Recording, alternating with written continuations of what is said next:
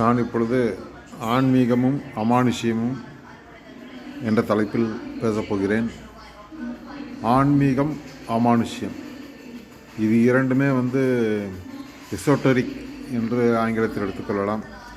மனிதனுடைய ஆறாவது அறிவு, 5 புலன்கள் வழியாக செயல்படுவதை தாண்டி ஆறாவதாக உணரக்கூடிய ஒரு விஷயம் இந்த மாதிரி விஷயங்கள். ஆன்மீகம் என்று எடுத்துக்கொண்டால் அது அனுபவத்தின் மூலமாக மட்டுமே அறியப்படுகிறது. இது நல்ல அனுபவமாகவும் இருக்கலாம், கெட்ட அனுபவமாகவும் இருக்கலாம். எது எப்படி என்றாலும் விதி என்ற ஒன்று உண்டு. அது குறிப்பிட்ட சதவீதம் மனிதனின் வாழ்க்கையை கட்டுப்படுத்துகிறது என்பது எனது தனிப்பட்ட அனுபவம். நீங்கள் விதியை எதிர்த்து போராட வேண்டுமென்றால் அற்புதங்களிலெல்லாம் மயங்கக்கூடாது. ஆன்மீகத்தில் சில சமயம் எதிர்பாராத அற்புதங்கள் எல்லாம் நடக்கும்.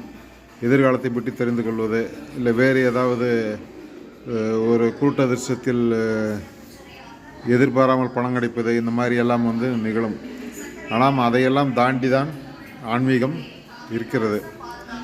ஆன்மீகம் என்பது உங்களை கட்டுப்படுத்தி கொள்ள ஒரு கருவியாக அதை பயன்படுத்தி கொள்ளலாம். அதை மானிட்டரி பெனிஃபிட்ஸ், அதாவது பணமாக்குவது என்ற அளவில் அதை பயன்படுத்த ஆரம்பித்தால் அதில் பிரச்சனைகள் தான் வரும். ஆன்மீகத்தில் மனிதன் ஈடுபட பெருத்த காரணம் பார்த்தீர்கள் என்றால் துன்பம், பசி, வியாதி போன்றவையே ஆகும்.